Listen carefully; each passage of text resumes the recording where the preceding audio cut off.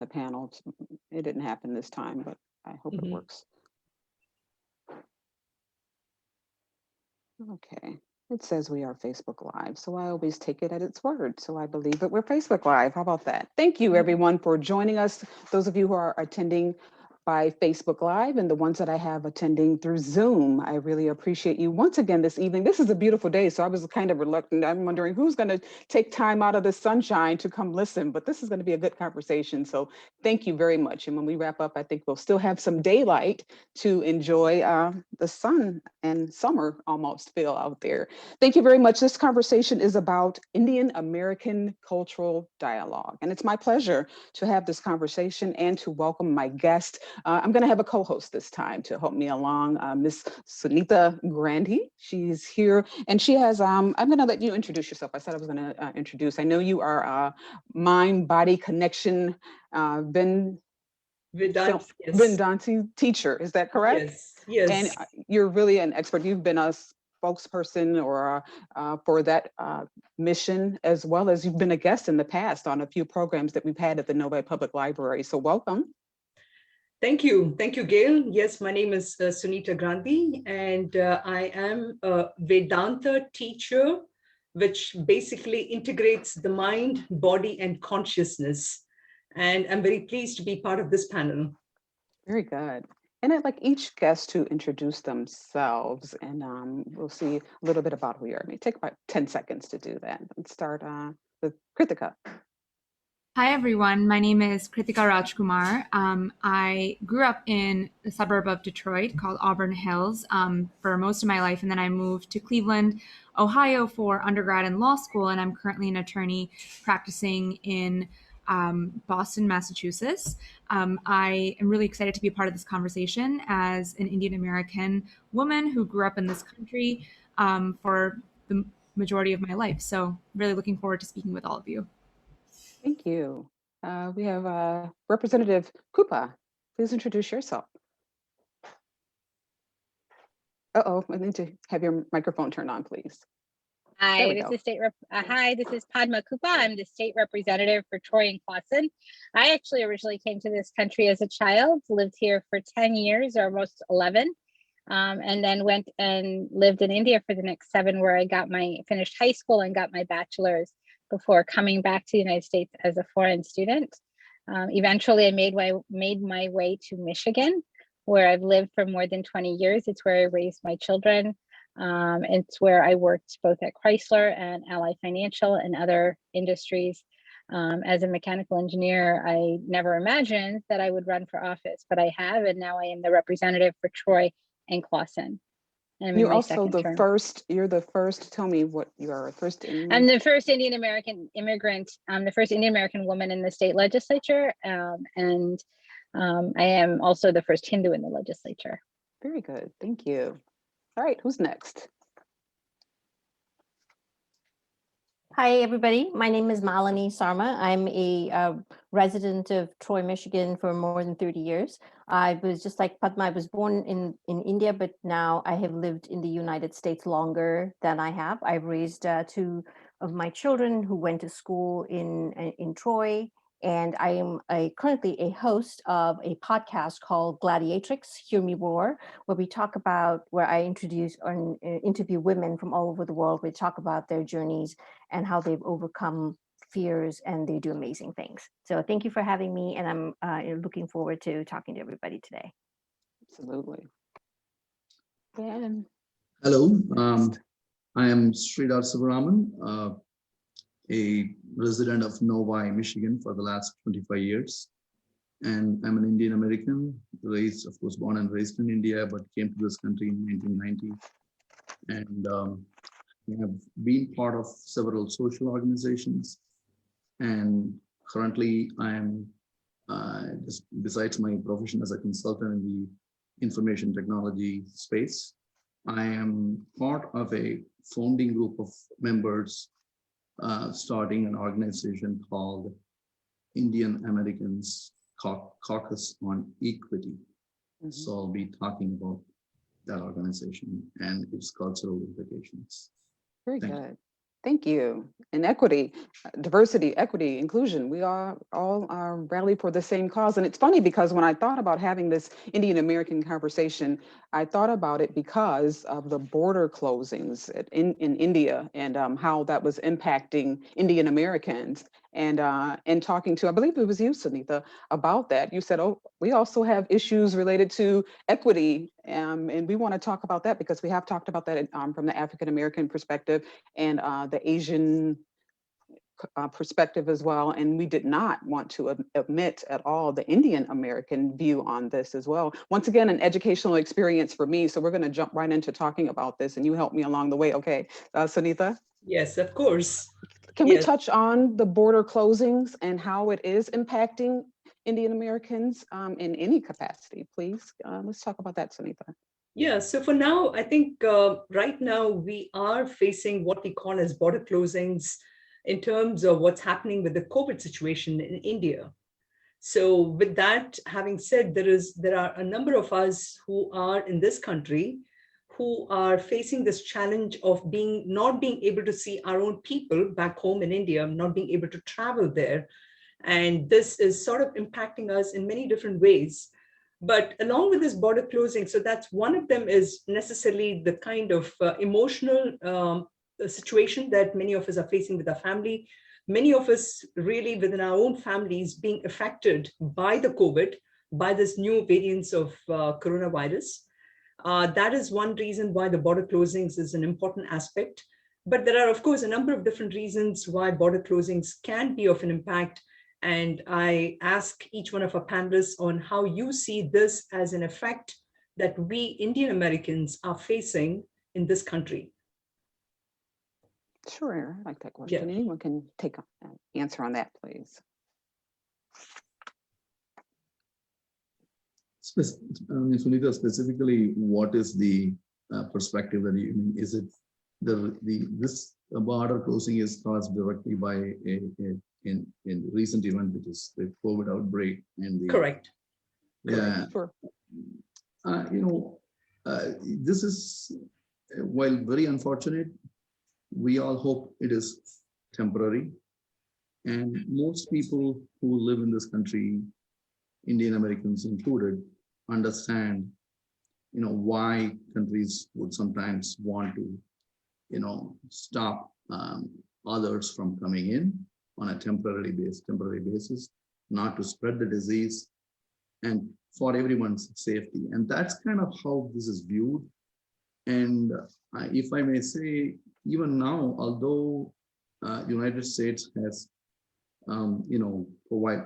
had restrictions, the CDC has given restrictions on traveling to India. On exception basis, there are people still able to travel for emergencies. So that is my understanding. While it is a hardship, I think everybody understands that this is necessary. People here, as well as people, our friends and family back in India. Sure. Mm-hmm. Anyone else have a comment on that or opinion? Or have you been directly impacted? I know some have said your family members are trapped one way or the other. How is that?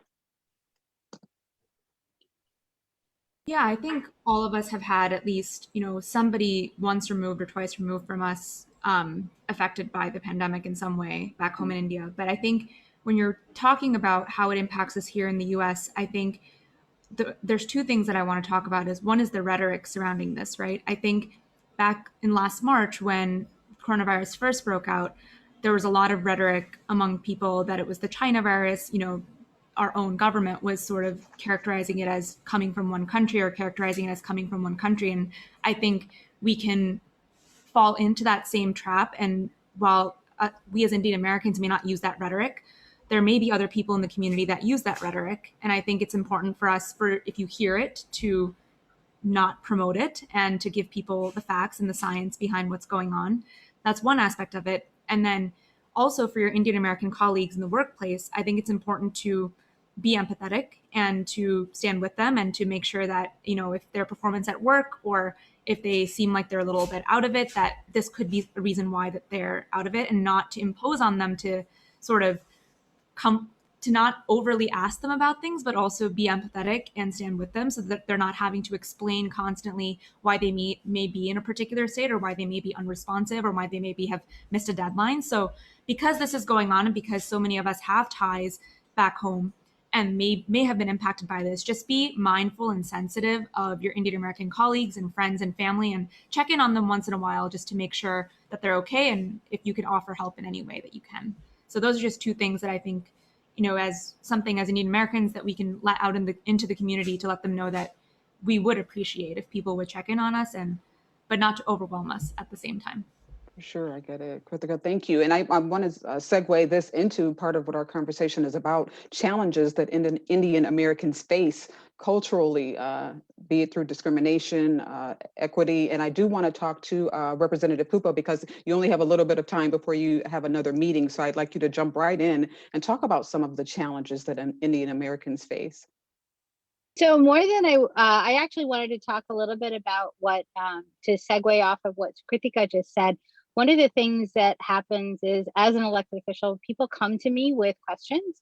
And a lot of the time people have asked me, can you get the government to do more? And what can you do to help me? And so I think one of the challenges that Indian Americans have is not knowing how to navigate government, like who can help you with something, right? Government provides services. The Novi Public Library is a perfect example of a service that the government provides. So you wouldn't go to the library and ask them to fix your immigration status. They come to a state representative and they come to me, I think, because they feel comfortable, but then we have to help them navigate who is the best person to address a particular issue. And so not knowing and not understanding how government works and who at what level of government can provide that help is usually a challenge. And I think that happens even at the school level. People don't always know where to go to get. Somebody came to me to my office hours at the Troy Public Library once, and the group of parents came and they were asking me, okay, this is our subdivision. This is where the bus, they came with a map and they said, this is where our bus stop is. We needed an additional bus stop because the kids are all getting on here, but there's like many children at that one bus stop. So can you help us? And so then I had to help them navigate and go to the school board and talk to the school community relations person to request an additional bus stop in their school district. And as we talk about our Indian American culture specifically, what are some of the challenges that Indian Americans face? Can anyone take that question and go with it?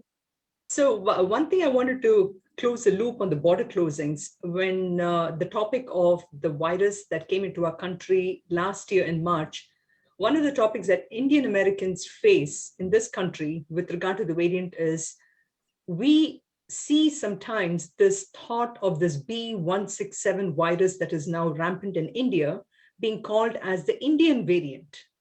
And this is something that we want to avoid that being mentioned. It is B167, and that is how the name needs to be called out. And this is something for Indian Americans, it's a challenge to explain to people that this is not a Chinese variant. This is not an Indian variant. It is just a variant of a coronavirus. So I just wanted to close the loop on the border closings topic that we started upon. Very good. Yes. Someone else have a comment on that? I know one thing that we talked about as well with the different cultures and ethnic backgrounds is minority myth, model minority myths. And I do want to hit on that. And we're going to go back and forth. So don't worry if you didn't get to comment on a particular topic there. But let's talk about that, because once again, I didn't know about it before and I still don't know. And I want to know how it impacts the Indian American community. Educate me on this. So we all that are listening may not know. And I think when we talk about it, it helps show how we're really connected. So anyone who would like to take that, I'd like to hear a little bit on it. If I may open on that topic, as someone who came into this country almost 30 years ago, as a first generation American, actually this thing that you call model minority, it's kind of I call that a Kool-Aid, and that Kool-Aid is actually given to the first generation Americans generally, Americans, because the second generation ones, like the ones we have, one of our panelists here, she doesn't need to be educated on that, Kritika, for example, but basically the idea is this. somehow there is this idea that, you are this well-educated, well-behaved, responsible, good job, etc. Just stay in that lane. Don't cause any trouble. Don't get involved in, things that are of larger interest, such as the one that happened last year, right? Things of that nature. So anytime when the community, which so-called model minority, when they are reaching out to participate in broader issues, they're kind of, hey, you are a minority and you are a model minority. Be in that lane. So this is the message. It is very unfortunate. And it took fairly a long time, even for, well-educated people like myself who came into this country with a master's degree. At first start, you kind of started believing in that kind of an idea. It took a while to understand that this is a very subtle code way of saying, not really, kind of preserving the status quo, if you will. That is kind of how the whole model minority aspect crept in. But I am happy to say most Indian Americans understand it, and it is a myth. And while there are very, very good reasons to be a model citizen of America, not a model minority, but those reasons are very different from how the concept of model minority myth crept into discussions. So that's kind of what I would say. It is a huge misunderstanding, partly because of cultural differences and between people who were raised in other part of the world when they come here, and when they are told this way, hey, you are part of a well-educated, well-groomed set of people, and you should just stay in that lane. The staying in the lane is a problem, right? That is what needs to be understood. The lane that we stay is America. Right. Okay, and that's what we want to understand. We are part of the broader equation here. In fact, I want to talk about that in another conversation we will have about the equity issue. But that's what I want to say about modern minority. Yeah, just to piggyback off what Sridhar is saying, as a podcast host, I talk to a lot of women from all over the world, and a lot of the guests are, women of color, women from other countries, but the model minority is, I think, the impression that a lot of people have, and me included, is like when I first came to this country, you were like, you don't want to rock the boat, right? You're an immigrant. You want to respect the new land that you came into. It's giving you all these opportunities. So as a result of which, you want to stay in your lane, just like Harshita said, don't rock the boat. Do what you need to do what you do best, and you want to give your kids a better life. So you don't want to make any mistakes. But as a mother of two children who were born and brought up in this country, I'm in awe of what they have to deal with, because they're actually straddling two cultures. They're learning to be the model Indian at home, because that's what you came with. You're not brought up here, so you don't know the system, and they are basically mainstreamed into. They're going to school here. They're going to all the activities. They're going to football games. They're going to prom. None of that stuff happened when we were growing up. We didn't know how to do that, so we kind of look to our children to kind of guide us through this and integrate into the mainstream.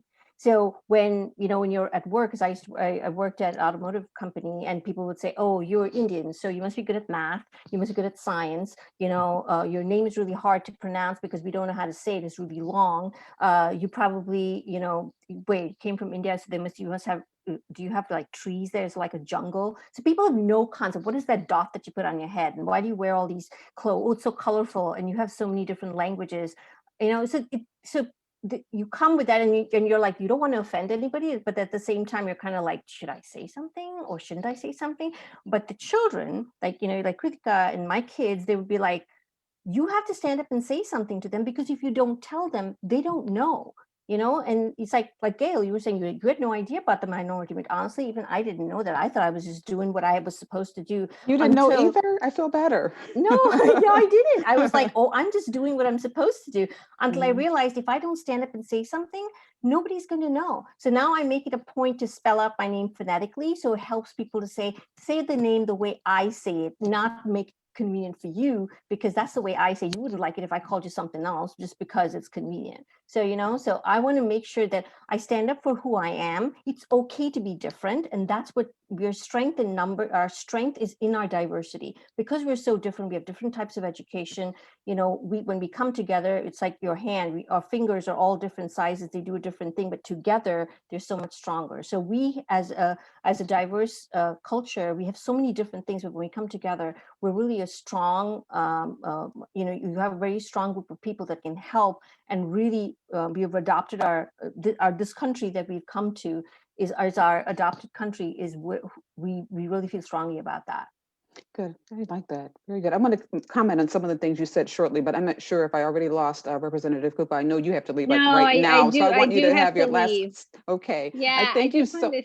Sure. Yeah, I just wanted to say, you know, going off of what the prior two speakers have said, I think one of the things I realized is I saw the inequity or not maybe bias, but just the lack of awareness of what it means to be Indian American in the schools that my children were in. And so one of the things that I did, as soon as I saw that they were facing this bias due to ignorance, I started volunteering in the school district, in the PTA, because I realized that if I go there, I can be an advocate as a parent for my child. Like the first thing that my daughter, when she was little and she took lunch, she took Indian food or she took vegetarian food. And so somebody said, ew, what's that? You know, I don't even remember. It might've even been hummus and pita or something. And so just when things like that happen, as a parent, stepping up and getting involved and volunteering in the classroom, and then creating, we actually had in her elementary school a festival of all the different cultures that were represented in that school. And, you know, even if they were 3 generations in, they brought in Polish stuff or whatever. And so we got a chance to celebrate, to share that, you know, all of us have different heritage that we bring to the American story. And so making sure that we're involved in some way. And I really apologize that I have to leave, but I have to go speak at the school board meeting here in Troy. And so it was really good to be here with all of you. Sure. And yeah, I just say volunteer. You know, if you face bias and you feel that there's a model minority myth, get involved, change that. It's what I do. I'm a board member of the Michigan Roundtable for Diversity and Inclusion. And that is one of the major things, is we want to try and create equal opportunity for everybody. And, you know, the number one thing you can do is get involved where you're at. So important. Thank you so much, Representative. Appreciate your time. Thank you. Bye-bye. Okay. Bye, everybody. Bye. Goodbye. Okay, this conversation is still continuing though, and a couple of things that I heard you say, and I am so want to make sure I say names correctly, but if I say them, and I feel like this, sometimes it's not, I know for me, it is not intentional, because the name could be Susan and I can be challenged with that as well, to remember a name or pronounce it correctly. And I think one thing that we need to overcome is the fear to ask respectfully. And I did hear you say some things are just attacking and just really discriminatory, but sometimes it's necessary to ask so you can be educated. And I think that's very important. I think that's what's missing often, and it becomes offensive when you just generalize or stereotype. Am I on the right path, Malini? Is that right? Malini. Malini. Yes. Oh, see, Malini. No worries. Malini. But you know, I no. You're right. You're right. There Malini. is a difference between, it's the intention, right? So when you're, it's not like, oh, it's not like we also generalize like, oh, just because they are not from where we are, so you know they don't understand. But it's the intention. If you make an effort to understand and ask the questions, you know, everybody's open to that. But then there's also the whole we as Indian Americans also come with biases. We think that just because we are in a foreign country, well, we lived here longer now than where we were born, but we think that just because, we came from there, they think like this, but there is that reverse biases up. So we as Indian Americans also have to be open to, to have that conversation. So what is the thought? I just messed up your name right off the top. How is the feeling on the other end where I don't want to say it wrong, but I did?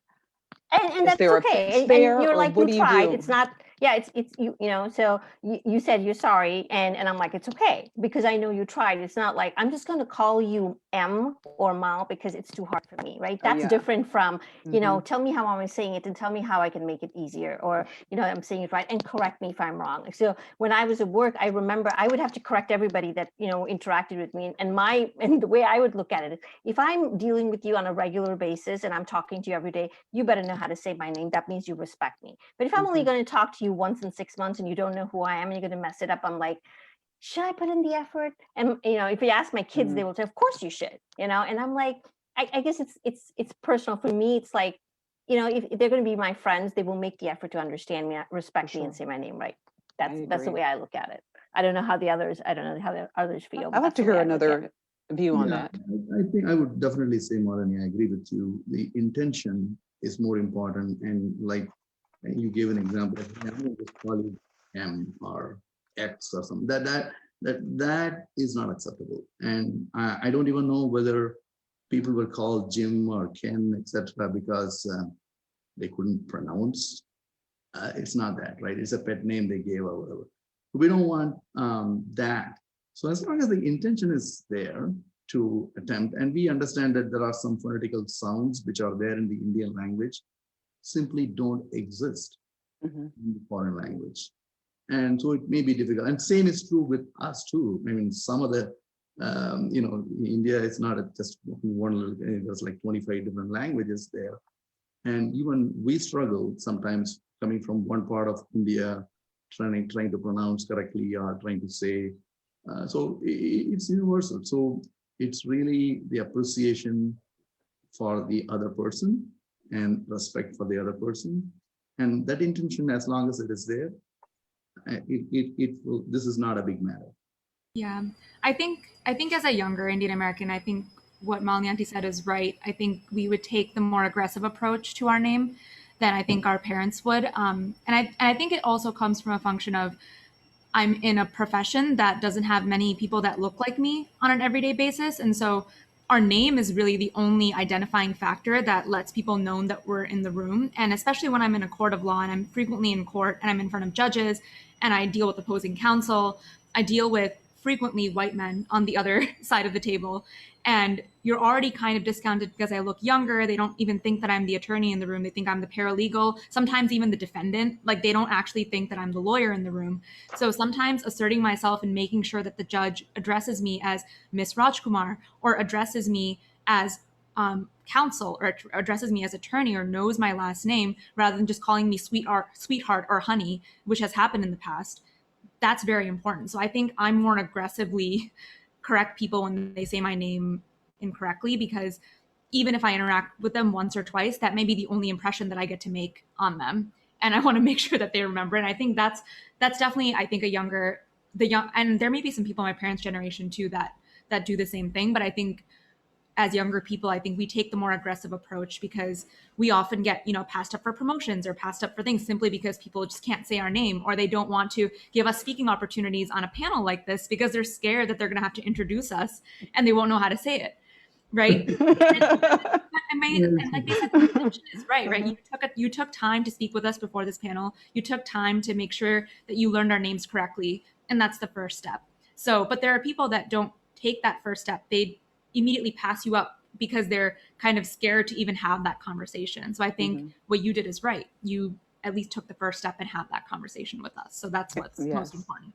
And in all honesty, I'm not afraid at all. If I don't know, I will definitely ask. I love the learning experience. The cultural diversity is just what I enjoy. It helps to educate and make you well-rounded, help you know that we're all people. Many of us face the same things, you know, somewhat the same thing. And bringing this out to the public is what my goal and mission is. And this is what we do at the Novi Library. Sunita, looks like you were about to say something. Yes, I wanted to give a little different perspective as far as names are concerned. I had an opportunity to live in Germany for 2 years. And I can say that, I mean, this is not a comparison or contrast or anything, but I could see that in Europe, people take names very seriously, and they want to make sure that you are included as part of the diaspora, if you will, in at least in the professional field that I was in. So people not only would take the time to say it correctly from the day one, without even me wanting to say how my name has to be pronounced, but knowing the name, the origin of the word. And I know I'm going to take this a little more seriously than that, but they actually would want to know what is the origin. For example, if my language is coming from Sanskrit, they wanted to know, okay, what does it mean from Sanskrit? So the point being that name is, of course, as Kritika also mentioned, is the first thing that you encounter about somebody, and to take that very seriously and to be able to say it correctly. Now, this being said, it is not just the Indian names. I mean, we have Polish names, we have Greek names, which are much longer sometimes, but people take the time to learn that well. Now, is the reason for saying that because it's a white figure or something that automatically brings this aspect of wanting to say it correctly, and the fact that you have a different skin, so you don't want to say it? So this, to me, is an important aspect of trying to make sure that no matter what color of your skin, no matter from which part of the world that you're from, to the ability to say the name first correctly is something that everyone appreciates that. For sure. And in addition to names, I know that's a big issue, but it's not the only issue. And I want to make sure we get on some of the other topics that are of concern to Indian Americans so we can get a better understanding and maybe correct some of the things that are just not right in terms of challenges that Indian Americans face, be it in the workplace, be it just in general, that are inaccurate. Help me on that. Right. So, you know, along with name, this other thing aspect of a lot of people who look at Indian Americans think that, well, most Indian Americans should be good in yoga, or most Indian Americans are vegetarians. You know, so we could probably take one topic at a time. Except for butter chicken. Did we talk about that? Exactly. Okay, I understand. So I would, I would like a panel to speak on some of these things that perhaps we get labeled as Indian Americans, as, you know, what has been your experience in terms of being labeled in a certain way? Yeah, so, you know, I can just provide my perspective. I mean, first of all, I would say in 30 years, a lot has changed, and the change is very visible, and people no longer, you know, that way we used to think that take for granted, or calling you by some short name or the name it's convenient for them, etc. It definitely existed when I came to this country 30 years ago. But I can say with some degree of certainty that is absolutely not the case. It is not a standard that we can judge by. So, I mean, this is really a function of two things, I feel. One is there are, you know, in 1990, the number of Indian American population, the population was less than 2 million. And now we are close to 6 or 7. And that's one aspect. The second aspect is the inflow of students regularly in the last 30, 40 years in colleges and campuses. And by virtue of that, many Americans, you know, Caucasians or African Americans or whoever, who have been really native here for long periods of time, I would say hundreds of years, etc. By the exposure to those students in the college campuses and things like that, they have come to appreciate the Indian American the uniqueness, just like the Asian American uniqueness, etc., a lot more. So that's one point I want to make. So it's not all bad, right? I mean, things are definitely changing and improving.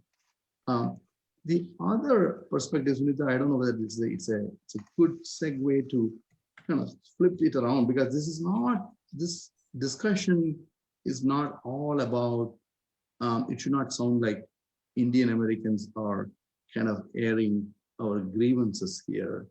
That is definitely not the intent of this dialogue, number one. And the second, the more the way you title this Indian American thing, it is, we want to feel very much part of the American fabric.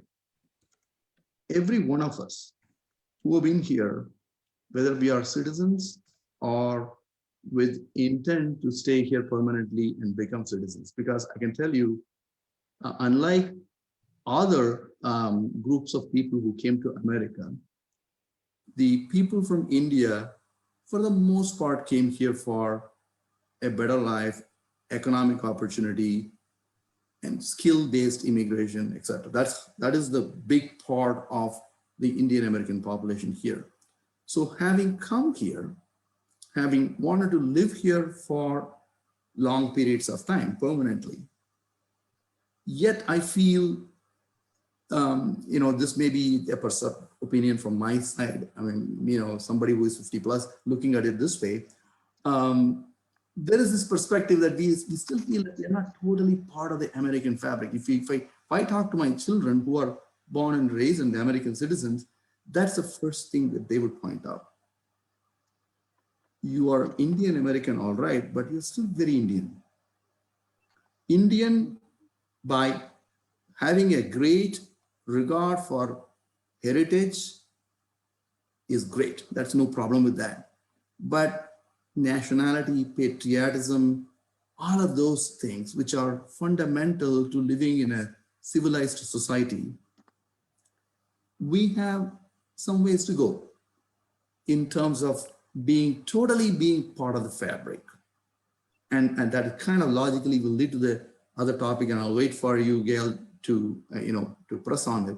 This is a thing that all of us have to consciously correct ourselves, or at least be conscious. When I raised my hand and took the oath that pledged allegiance to the American flag, and I am an American citizen, there is a meaning to it. There is this, right? And we need to feel that. All of us need to feel that a lot more. I felt that right off. Yes, I understand. Don't wait on me for a question. I love what you're saying. Someone please respond to that. No, I agree with what Sridhar is saying. Like I was saying earlier, we've lived here longer than we've lived in our home country. And as I think most, like you were saying, the general bias is, okay, you're either doctors, lawyers, or engineers, science-based. And honestly, I think we all are on this panel. But I think the other thing that people either they know, they don't know, but the Indian system is very heavily education-based, because we give a lot of respect to education, because that is the one thing that they cannot take away from you. When you have knowledge, they can't take it away from you once you have it. And so a lot of us, when we first came here, I think most of us, we came here for higher studies, because this was the land of opportunity that gave you the option to study subjects and give you the exposure that we didn't have in our home country. And I also agree with Sridhar when he says that things have changed so much in the last 30 years. I know when we first came here, there would be nobody who looked like me. I couldn't find the food. I had to bring like rice and things like that. I had to like spices and stuff like that. We would have to bring it from India. Now, every corner store, we would find an Indian store. Most people know what an Indian store is. You would find people that are not Indian also in the Indian store. That never used to happen before. So things have changed a lot. But in what I also noticed is that the Indian Americans tend to stick to their own because they're afraid. They don't know what it is like to be part of the, of the mainstream, because that's what they came with. So they're trying to hold on to that.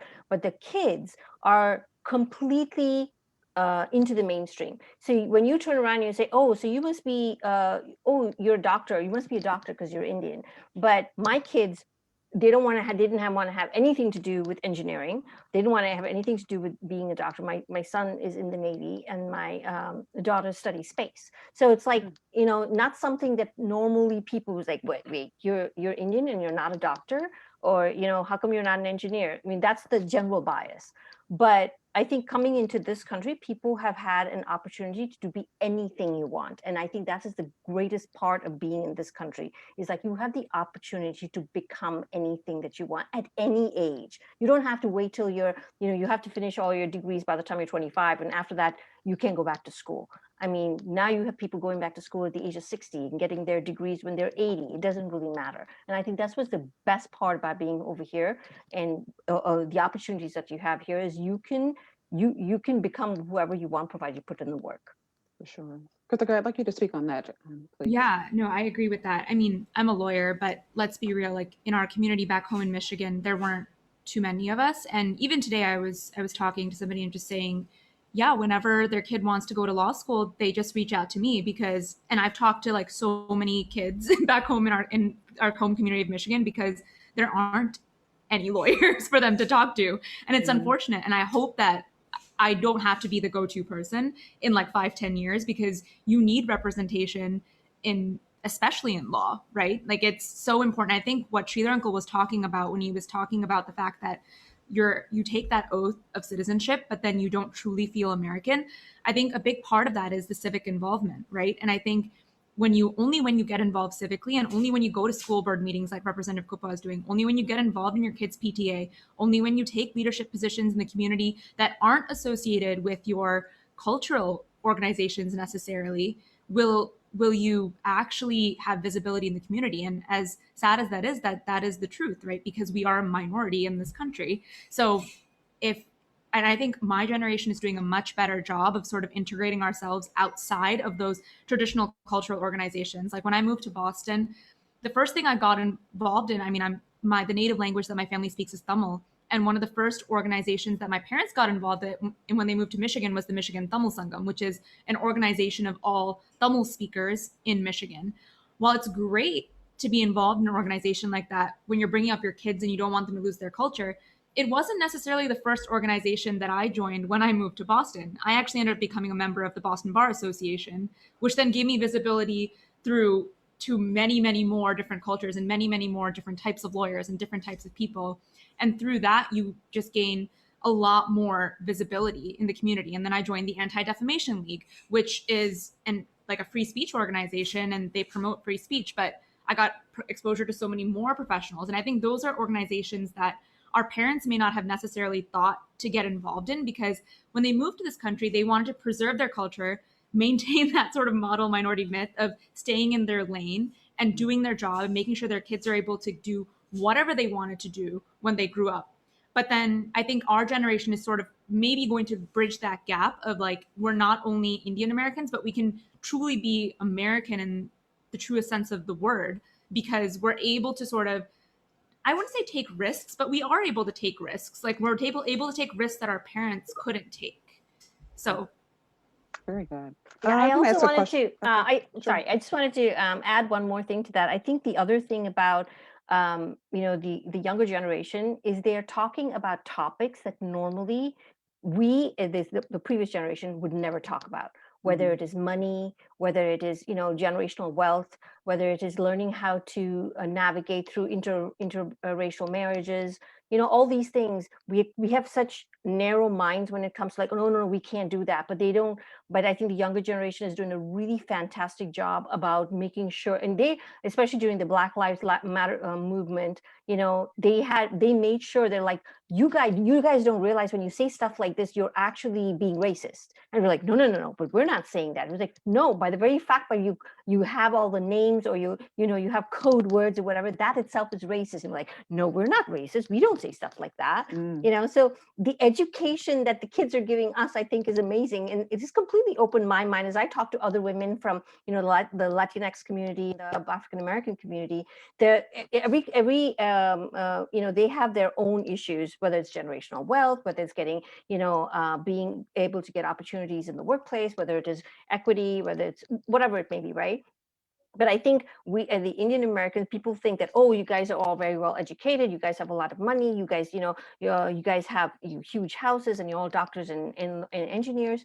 But I don't think people realize we're just people who are just trying to survive. And there's some topics that they just don't want to talk about. And I think the younger generation really kind of brings it up, and it's like, no, like my daughter was like, if you did not want me to marry somebody who was from the United States, you should never have come here. So it's like, if you want. What did you say to that? Well, she's right. So it's like, yeah, absolutely. You cannot live in a community and then say, oh, but you should only interact with these people. It doesn't work like that. When you live here, you're part of it in every aspect, not just in, going to school. So it's like, you can't say, oh, go to school, but don't talk to anybody who's not the same color as you. It's like, there aren't that many people to begin with. So, So Malati, first of all, it makes me feel so much better, because you said that you're getting educated from your daughters and sons and whatever. And I feel the same way every day. It's the way we are taught and the way we are, how we looked at things. And even in this country, whether it is, gay lesbian rights or transgender rights or whatever it is, that's a very recent phenomenon. It took in 2009 for the president of the country to openly accept something like that right here in the United States. So it is, it's a very learning process. And the one thing that always keeps ringing in my ears is a former president said, America is a nation in the making. And it's so true. And it is very much, we feel the same way, that we never stop learning. We always, you can learn as long as it is the right thing to do. And, with times, ideas have to change. And with times, what was once considered an okay thing, it was not an offensive thing, etc. When the moment you recognize it is, you cannot anymore say that. And you have to really be open to admitting that. And that's kind of, what I think, Molly, you are saying as well. And, I want to touch on an important topic here, Gail, because, what we see here, the large group of Indian American immigrants have been coming into this country for 60 years now. So there are clearly 2 or maybe even 3 generations of us right now. And the recent ones who have come into this country, right? They are, they are in their 20s or, maybe whatever. And these people they know very little of actual Indian history, because they were like in the 70s and 80s. By the time with globalization, the goal was to go to America and make money. Those are, that kind of the view. And not very well educated in the American history either, because they didn't go to school here. This is the group of people that we feel, especially the organization I want to talk about, we feel very obligated to educate, because the idea of equity, the idea of Indian Americans' role in the making of America, it's a very important one.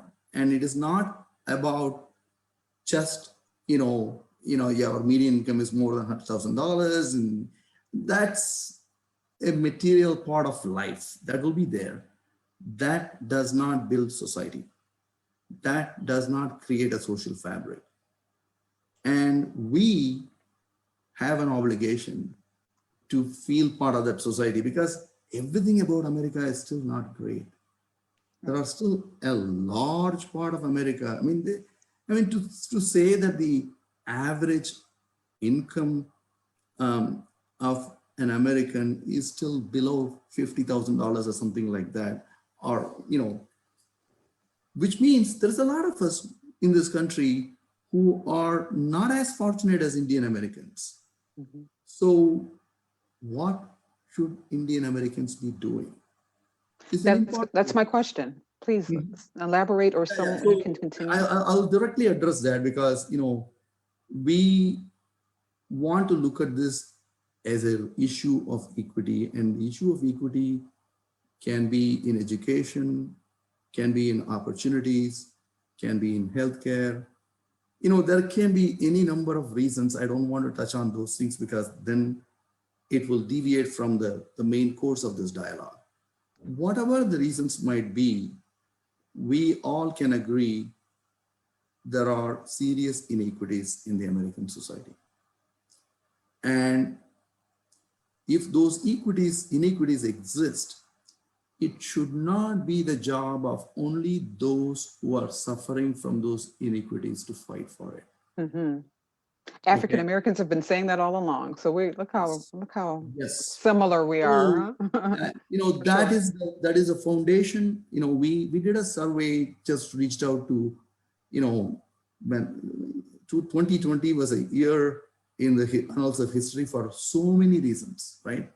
COVID and elections and whatever. And one of them was some very, very bad things that we saw in the country. So we reached out to a group of people and asked them, hey, what do you think about this? Is this right, what is going on here? This type of police force excesses, and why is it constantly happening to only certain types of people? And you're talking about the George Floyd instance, is that Right? correct? Isn't that why your organization started? Am I correct? Right. That is what started. The George Floyd incident is what asked us. So we let out a survey, and this was a national survey. A group of us, very small group, 2 or 3 of us, we reached out and we got more than 600 responses from all over America, mostly from Michigan, because who we could reach, right? Mm-hmm. They all said one thing. Everybody agreed that what happened was terrible.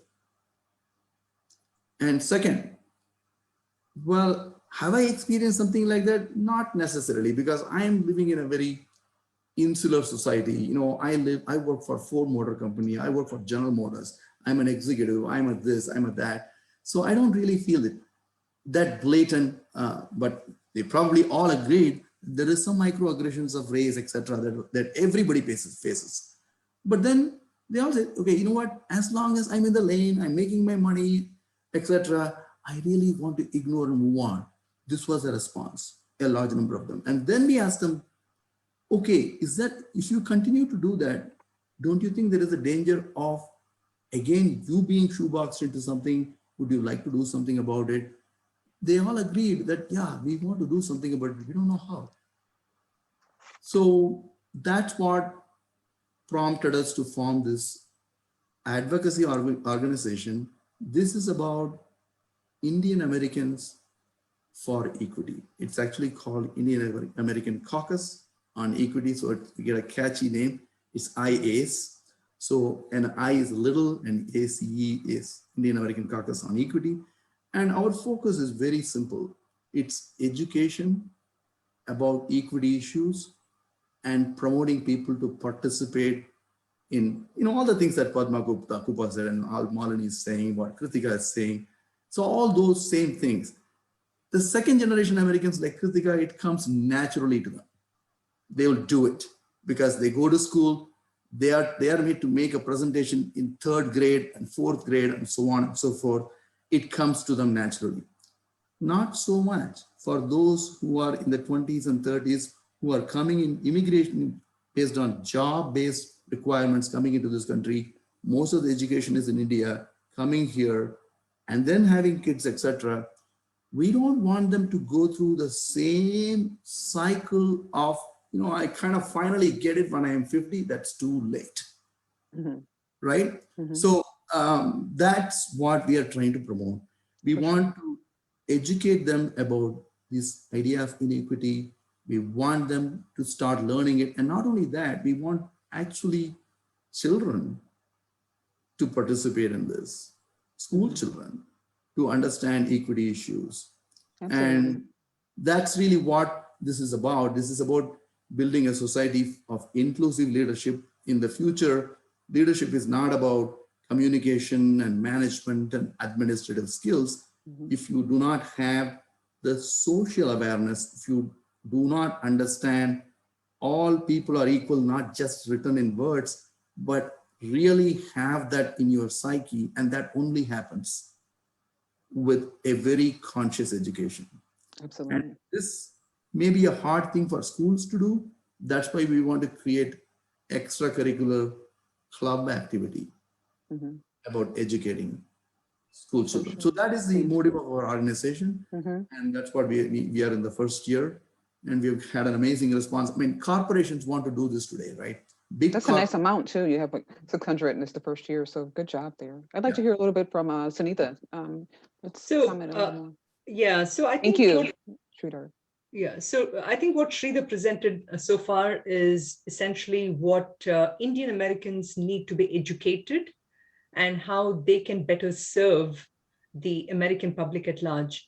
But I think it is also pertinent at this point for us to discuss really what kind of equity and justice issues that we as Indian Americans have faced, in the general thing. And perhaps, I don't know, maybe Kritika, I'm going to ask you to jump in here because I know you have the experience here to talk about it first. And then towards the end, I think I'll give my own thoughts to it. Yeah, I mean, growing up, I think it actually starts in the school, right? So when I can speak from my perspective as someone who went to school in this country, I think the generalization about who Indians are and what they stand for starts in the textbooks that are perpetuated in our social studies classes in school. And when you open up a social studies book and you learn about India, there were several things that stood out. It's caste system, poverty, third world country. Those are the terms. Worshipping of cows. You won't believe it. The world history book that I had was so outdated that it enraged me. And I actually ended up I went to the same Chinmaya mission that Sunita Aunty's a part of. I actually ended up taking, a couple things out of our Hindu culture textbook and saying, this needs to be what you're teaching about vegetarianism. And this needs to be what you're teaching about why we're vegetarians and stuff. And so there was some re-education that needed to happen. And thankfully I had the power and the knowledge to pull that out and give my teacher an alternate piece of paper for his manual, but not everybody has that, right? And so I think the major, equity and justice issues that I faced growing up in the US started in the classroom because people were being taught the wrong things about where I came from and who I was. So I would say that it's still a problem because our school systems, especially our public school systems, like they don't have the updated textbook materials. They're still perpetuating Hinduism as a polygamous religion. Those are like wrong things to say about our. They're saying they're polytheistic, that we promote polygamy. Like there's a lot of bad stuff out there. So I would say that a lot of the things that I faced growing up were like, I think one of the speakers touched on earlier was basically, why do you wear a dot on your forehead? Why does your food smell so weird? Do you worship cows? Those are things that I also faced when I was growing up. So I would say the first step is to sort of, as parents, I think, and as people growing up in this country who send their kids to school in this country, look at what your kids are learning about our culture to begin with so that those stereotypes aren't perpetuated in the classroom. Because if you don't change how our culture is taught in schools, then it's going to be a snowball effect and affect us years later. And I think that's what we're seeing right now, even in the media and the way that they portray Indian people. There's like this, it's now all of a sudden cool to be Indian, right? Everyone wants to be exotic and everyone wants to do yoga and drink turmeric in their milk, right? And it's because we haven't reclaimed those portions of our identity starting in the classroom, starting in what is taught to school children, that other people have sort of taken it upon themselves to explain those things away in whatever way they want to explain it. So I think that's like the first step. And those are the inequity and justice issues that I faced growing up as an Indian American kid that I'm still like reinventing in the workplace and outside of the workplace and in interacting with people around me. So that's from my personal experience that I want to appreciate that for sure. Cynthia, were you going to say something? Who else was going to say something? Who haven't I heard from? So from, go ahead, Malini. Go ahead, Malini. I wanted to say that, yes, so I remember my social studies book, my daughter comes and she goes, is this what we do? you and I didn't know that we did all these things. I'm like, oh boy. So, the information is, and I remember Padma Kupa also, because I used to be a teacher. I used to be in the school district. And I remember Padma Kupa was like, we need to change these books, because it's like, who's writing this stuff? The people who are writing it have absolutely no clue. Somebody needs to fact check these things before they allow to be printed and teach the kids, because the kids are coming out of high school thinking that this is what India is. So yes, there's definitely a lot of work that needs to be done. But I think also the corporations are starting now with diversity and inclusion being such a huge part of the education process in the corporate world. There is a huge effort that is being made to educate the other people in the companies about Indian culture, celebrating what is, all the different religions, and Eid, what is Eid about, what is Diwali, what is, how do you wear a sari, what are the foods about, and so people understand what it is. They don't think what they were taught, is actually true.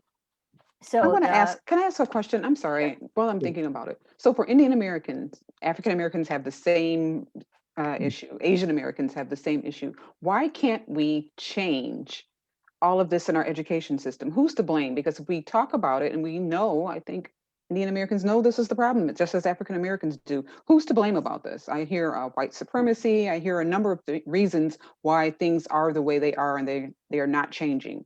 We just talk about it. What needs to be done? Where are we failing? I'll just say, where are we failing? Because it can't be anyone else failing, right? It has to be us. Is that true? That's not true. So let me take a point on this one, Gail, because we actually did some research on this. Because one of the things, one of the missions that we have in our organization is to address this inequities in education. And that has two dimensions to it. One is the access to education. The other is to set right the content in education. The example that Malini gave, the example that Kritika gave about what is being written in the World History book, etc. So we did some research. How, who prescribes these textbooks? How does it become every public school in the US uses this particular book? Mm-hmm. To our surprise, the Texas Board of Education in the United States controls about 70% of the high school curriculum, material, content, etc., for whatever historic reasons. So in order for you, if you think that there was something factually incorrect in a particular textbook, there is a process that you can go through, writing to the Texas Board of Education and submitting evidence and whatnot. And it is a very long process. It is like trying a case in Supreme Court, right? It is a very long process when so many things are incorrect, like African history is narrated or not narrated in the US history, for example. I can give you website examples where the African American community, for example, started their own education, teaching American history the right way. And some of the things that we hear in the media today about, I don't want to mention those things because, again, Gail, I want to be respectful for what we said. We will meet. But the point is, if you want to correct inequity in education or correct, there is a process. And that process needs to be followed. And the process is very long, intentionally or whatever reasons, historical reasons, right?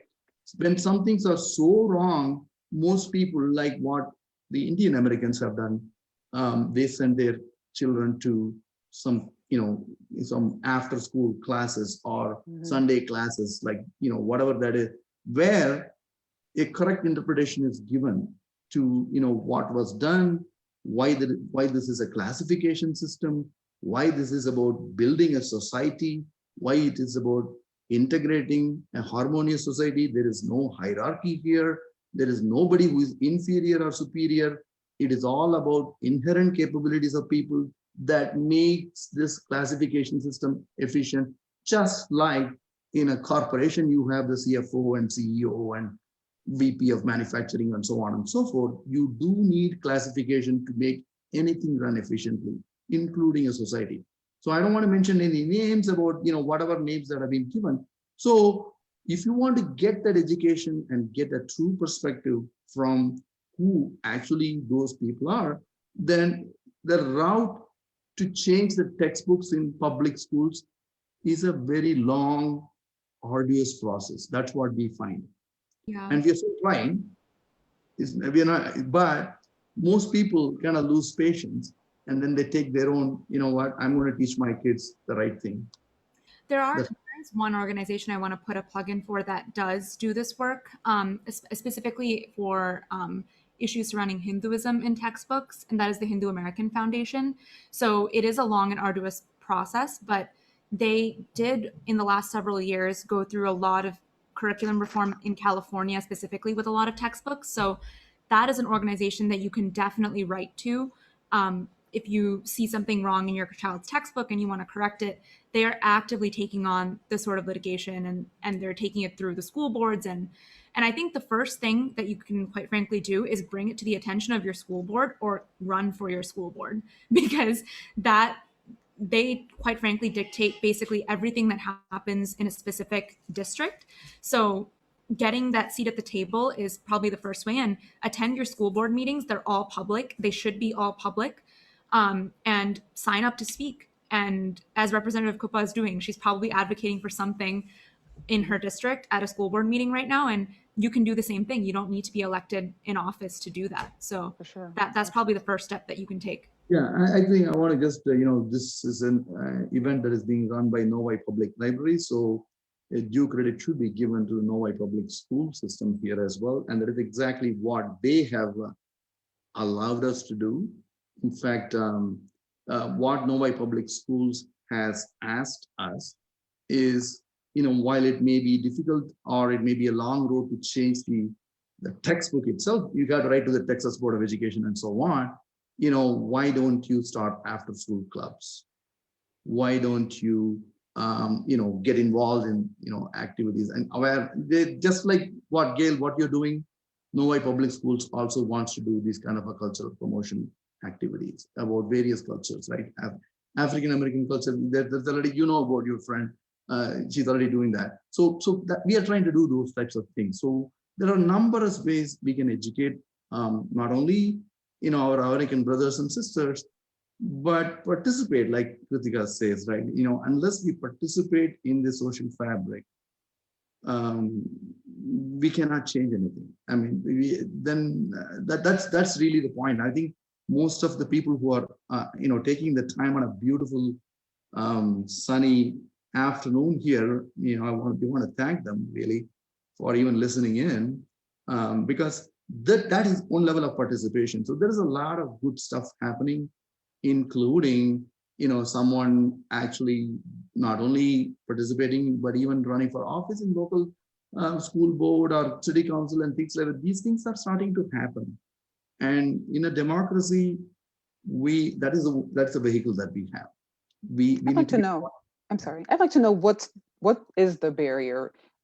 We all know things need to change.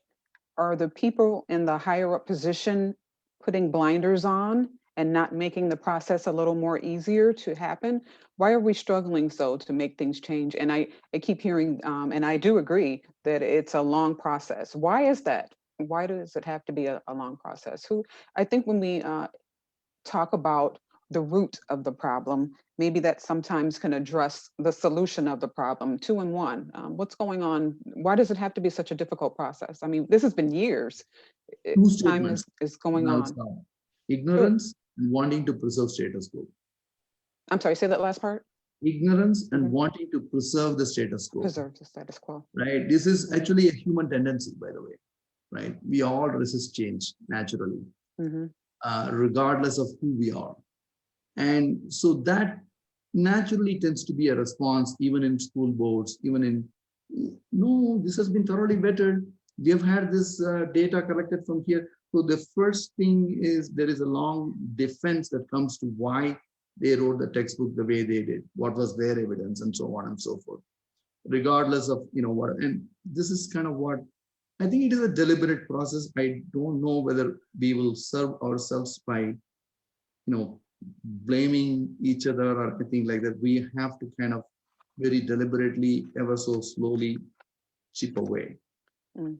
That's what I think. I also think it's a question of, see, if you just take the example of last year, the Black Lives Matter movement, right? It had to take something bad to happen before people started getting all worked up about it, and then it started a movement, and then some other people started talking about it, and it's human nature where you have to wait for your back to be pushed to the wall before you're like, that's it, I've had enough, you know. So it's like you have to. I think each one of us have to be that motivator, or that the change. You have to be the change, right? And then when people see you doing it, then you start motivating the people around you. So you cannot go out and stand up and yell and scream and tell people, okay, now everybody join me, because people don't associate. It's like the small changes that kind of, it's like the small ripple in the water that kind of spreads out, right? So it's like every one of us have to make one slight change to make it better. When we all get together, it makes it a lot more. So when I talk to women from marginalized communities, whether they're queer, trans, or African American, Latinx, or whatever, they're all kind of for them, it's like, we're fighting the system, right? But they're not what are they doing to get out of that? So you have to do something different than what you were doing before, so that you can get out of that race that you're running, so that you can make a change. And so when your children see you, they will do something else. When your friends see you, they will support you, and they will do one thing. So as each person does one little thing, you will see that whole thing happen. But you have to keep talking about it. That's what you have to keep saying it over and over again. Why is it that we are in so much of debt? Why? Because they don't teach financial literacy in schools. Why don't they do that? It's like, it's like, oh, the capitalist economy, that's what they want to do, that's how they run. But if you educate people, then they will, they understand. You have to hit people where it makes sense for them, when it hurts, where it affects their, it affects their pay, it affects their kids, it affects their health. That's when people start to say, this is going to be, then we're like, okay, I will make this change because I want my kids to have a better life, for these people to have a better life, whatever it is. So if every one of us makes one slight change to make it better, you will find that it will affect, it'll perpetuate, and then it will actually become much bigger than what you thought it was. Yeah, and I think, just going off of what both of them said, I think that actually starts with letting your kids do what they want to do, right? Like if they're envisioning a career in public service, don't dissuade them from doing that simply because there isn't money in it, or simply because you're not sure exactly what that career path is going to be like. If they want to be an entrepreneur in an unconventional field, it's okay to be concerned if you don't know how they're going to do it, but also kind of trust them to break into that field and to do things that are unconventional. Because if we consistently try to pigeonhole my generation into what is supposed to be done, then they're never going to become VP like Kamala Harris, right? Like, that took so long for that to be a reality. And it's because her mom and her whole family made a lot of sacrifice to make that happen. And they kind of let their daughter be and do what she felt was right. She took the most unconventional path to where she is today. Like, she took the most difficult of jobs and got to where she is because she was encouraged by her community and encouraged by her mother.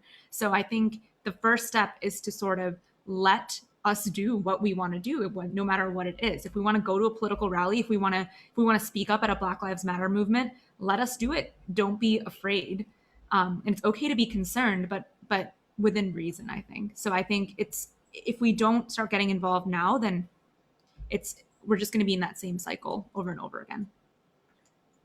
So I think, if I may say, Gail, I mean, one of the topics that we had discussed, and something I think all our panelists can also throw light to it, is this aspect of racial bias. Yes. This is one of the topics that I think is very near and dear to many of us.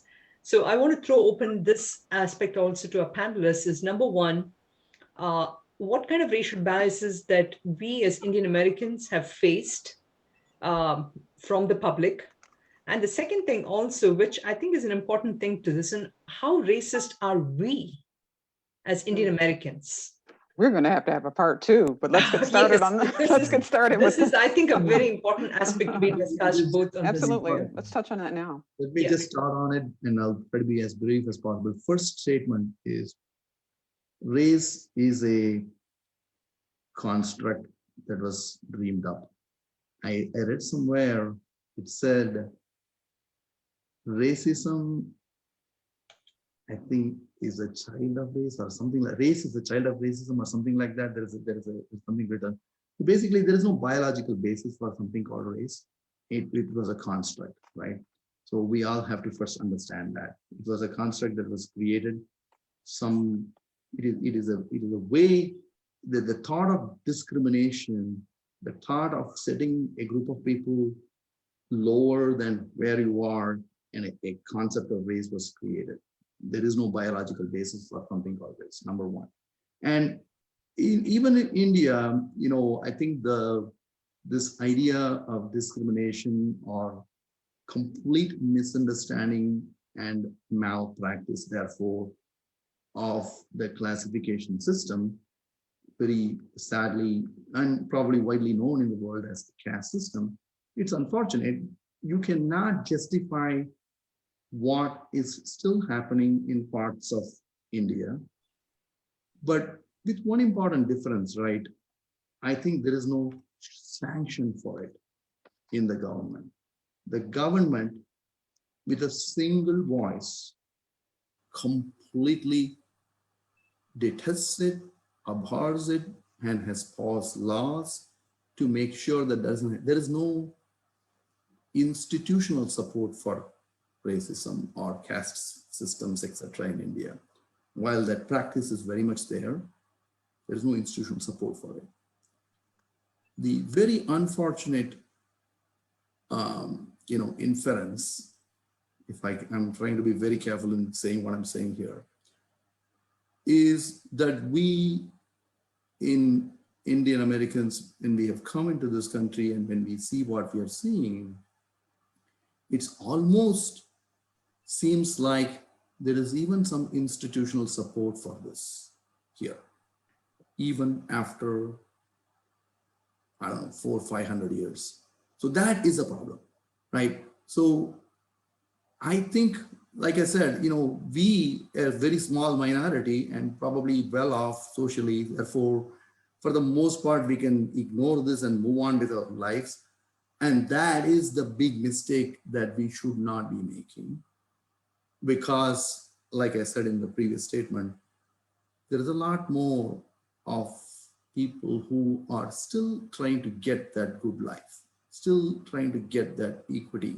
And you cannot just, put labels for why somebody is economically not well off to other social problems that exist in the society. And many of these things are institutionalized for long periods of time in America. And that's why race is a problem. Racial bias, yes, definitely Indian Americans. I mean, this is my view. Indian Americans definitely have also feel the bias. But I'm going to kind of just say it is only my opinion, not everybody's. Other panelists may disagree with this opinion, right? We are nowhere as nearly impacted racially unfavorably compared to other races in this country, be it African Americans or Hispanics or even Asian Americans. All right. That is a fact. I mean, that's my opinion. But get another view. Right. Sure. Yeah.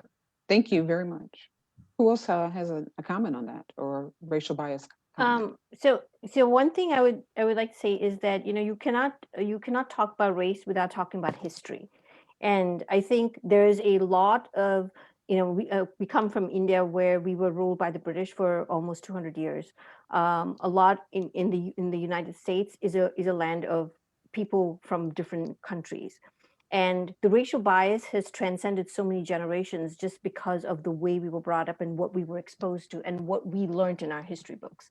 When you come to the United States, we're coming with our own bias. And in the US also, because of the history that the US went through, the civil rights movement, and how the African Americans had to fight for, and Martin Luther King and all of that, but there's a lot of history behind that as well. And when you look at it from an economic point of view, and if you talk to any of the current generation now, if you look around, of what is going on right now, it is the way, it is control, it is power, and it is economic power. That is how you suppress all the other races, so that one particular group can be much stronger than the other, right? So that is why when last year with all the elections that we have, more women of color standing up for election, it is because you wanted to make a change in that bias. Unless that changes, unless you have a lot more people who look like us in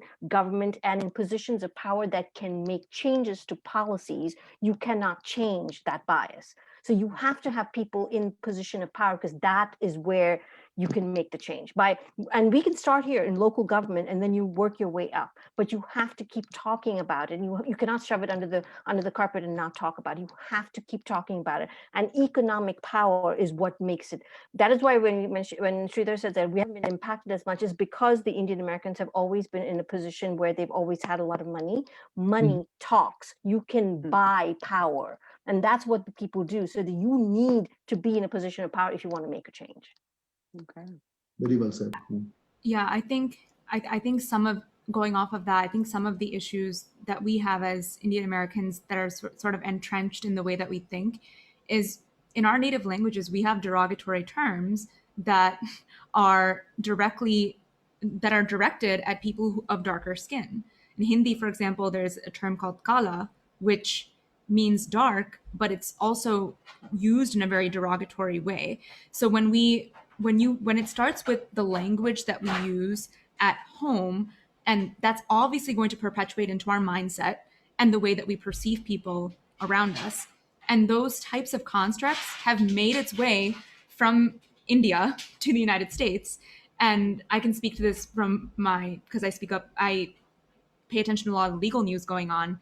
But I'm sure many of you have heard about the caste discrimination lawsuit that was filed in California, in Cisco, where and the California Fair Employment Commission, they basically dropped a lawsuit on the basis that caste discrimination was not something that was protected under U.S. employment law.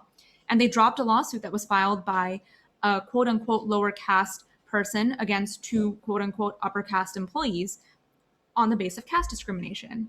And going off of what Malini Aunty was saying, obviously, maybe that could be something that's protected by U.S. employment law if we had more people in positions of power that change the legislation surrounding that, right? It's going to take a long time for that to be a protected class in this country. But if we don't sit in positions of power, that's something that's going to go unmissed. And it's something that we as a community need to address among ourselves, saying, why is this still a problem when we've moved away from that from our home country? Right? When we're all just trying to make a better life for ourselves here, why does that caste component still have a hold over the way that we interact with other people? And as a result of that, we also still carry those biases against people who are of darker skin. And it happens in our community. We favor in our matrimonial ads, when we're looking for a suitable bride or groom for our daughter or son in the arranged marriage system, we still throw around terms of, oh, this person might be too dark, or this person is so wonderful because they're so light. And those conversations are still had every single day, even among Indian American community members in my own home community. So that's something that we need to address first before we can even address how we view some people of other races, because we don't even view everybody within our own community in the same way that we should. No disagreement there. Wholeheartedly agree. We do agree. Good. Sunita?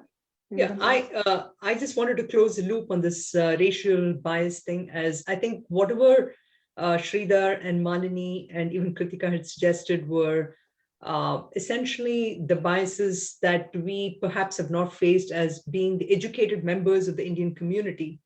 However, there is a sizable portion of this quote unquote model minority that we always talk about, who are not necessarily educated, who actually came to this country as, say, farmers, or they came to this country as business people, and who actually are involved with, setting up a lot of motels and gas stations and everyone. So in this community, there is a certain amount of racial bias that people have faced, also because of perhaps the kind of clothing or the headgear that Indian Americans would wear. In that regard, they have been asked, they've been told sometimes, go back to your country, or even faced killings or anything which has happened in the community. So that is something also to be kept in mind when we talk about racial bias. So it depends upon the the class of people who, where we are in this whole Indian American. I absolutely agree. I think the recent incident that happened in Indianapolis, right, or the 2017 gas station, this Wisconsin incident. There was a community. I mean, yeah, the worst thing, the worst thing, and I give that example is, that person was mistaken to be a Muslim. That way, does it justify that? Okay, right. I mean, Colin Powell said in 2008, I know I'm just quoting them, our issue should be, so what if that person is Muslim? Why does it matter? When are we going to grow up and understand that we are part of one human race, not anything else? And so this is the, sometimes we didn't know it happened because of that. A wrong act is never justifiable because of whatever excuses that one might give. And so, we are not going to solve this problem overnight. A very deliberate, conscious education, more dialogues like this, more community involvement, more involvement of younger generation. I mean, we are so grateful to have, people like Kritika, who is like a second generation American, born and raised here, coming and speaking at this young age and promoting this idea that we are part of the American fabric. I believe that is the first step. And there are more of them. I mean, it's not just, there are many more. And she herself will agree, there are many more who are actually actively doing this today. So my only hope is that, the speed at which we are going, it'll take a very long time. So we got to double up. That's like what that. I'd like to stop it right there because I do agree with you, Sridhar. We need to double up, but we are going hopefully in the right direction. And that is the reason for this program. There will be a part 2. So we'll organize it. We touched on a number of things and kind of got it out there. The gist of what we're trying to accomplish is what you also said, Sridhar, is we are all part of one human race, and we need to aggressively promote that, promote the need for education and awareness, and what we need to stand up for, and the changes that need to be made in our country, that we respect all races, all ethnic backgrounds, all cultures, and so we can be recognized as one. So we are at the end. That went by fast to me, but I'd like to thank my guest for taking out the time on this beautiful day. Is it still daylight? A little bit. You have just a few more minutes to get out there if you want to and enjoy the daylight, but continue to watch our calendar, the Novi Public Library calendar, for our part 2 discussion with the Indian American cultural dialogue. This will not just be a one and done. We're going to keep on talking until we make as strong of an impact as we can. I'd like to thank Sunitha as well for being my co-host. You helped me out a lot. I appreciate it very much. And thank you to my guest.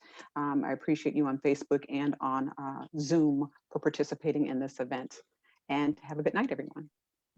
Thank you. Thank you for having us. Thank you. For sure. Thank you. I also wanted to close in saying that if anybody has any comments or feedback or anything, to please pass it our way so that we can address some of the issues in our part 2 of our dialogue. Absolutely. And I can be reached at ganderson@novilibrary.org. You can find me there. This will be on Facebook, so you can type your comments there. We do monitor what you put in the comment section. So thank you very much and have a good night. Thank you. Good night, everyone.